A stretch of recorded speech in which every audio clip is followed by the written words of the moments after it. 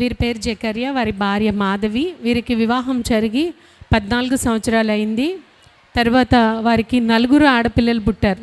వివాహం జరిగిన తర్వాత 4 ఆడపిల్లలు పుట్టారు.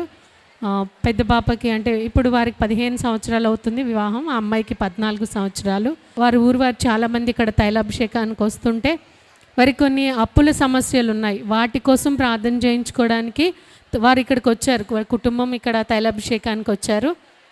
వచ్చిన తర్వాత వారు ఇక్కడ దైవజనులు ప్రార్థన ప్రారంభంలో సాక్ష్యాలు చూపించేటప్పుడు గర్భఫలాల గురించి సాక్ష్యాలు వారు చూపిస్తున్నప్పుడు అనేక మంది 3 ఆడపిల్లల తర్వాత 2 ఆడపిల్లల తర్వాత అబ్బాయి పుట్టడం, ఈ సాక్ష్యాలన్నీ విని నాకు 4 ఆడపిల్లలు ఉన్నారు కదా, కుమారుడు కావాలని నేను దైవజనులను అడగాలని తను అనుకుని తైలాభిషేకానికి వచ్చినప్పుడు దైవజనులను అడిగింది. నాకు కూడా 4 ఆడపిల్లలు, ఒక అబ్బాయి కావాలని తను దైవజనులను అడిగినప్పుడు దైవజనులు వారి కోసం ప్రార్థన చేశారు. అలానే ప్రతి నెల తైలాభిషేకానికి వస్తూ ఉండగా దేవుడు తనకి గర్భఫలాన్ని ఇచ్చాడు. తను గర్భవతి అయింది. గర్భవతి అయిన తర్వాత దైవజనులతో ప్రార్థన చేయించుకుంటూ ఉండగా దేవుడు వారి పట్ల కార్యం చేసి వారికి కుమారుడు పుట్టాడని సాక్ష్యం చెప్తున్నారు. వివాహం జరిగిన తర్వాత 4 ఆడపిల్లలు పుట్టిన తర్వాత దైవజనులతో ప్రార్థన చేయించుకున్నప్పుడు దేవుడు వారికి గర్భఫలాన్ని కుమారుని ఇచ్చారని వారి సాక్ష్యం చెప్తున్నారు.